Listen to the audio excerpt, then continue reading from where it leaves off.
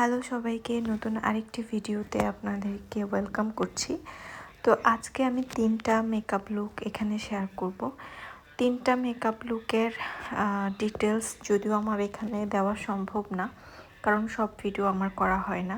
আমি শুধু এতটুকুই বলবো, আপকামিং যারা পার্টি মেকআপ অথবা ব্রাইডাল সাজবেন তারা অবশ্যই সাজের আগে নিজের স্কিনটার একটু যত্ন নেবেন।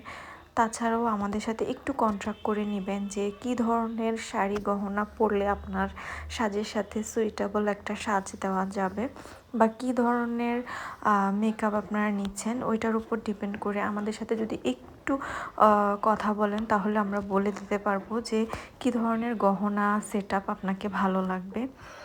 আসলে একটা সাজ ডিপেন্ড করে গহনা এবং শাড়ির উপর। আপনি যত সুইটেবল গহনা শাড়ি আনবেন আপনার মেকআপ কিন্তু তত আমরা ফুটিয়ে তুলতে পারবো। তো যারা আপকামিং আছেন সাজবেন তারা অবশ্যই এটা মাথায় রাখবেন, শাড়ি গহনা অবশ্যই আপনার একটা বিশেষ দিনকে আরও বেশি ফুটিয়ে তুলতে পারে। ধন্যবাদ সবাইকে।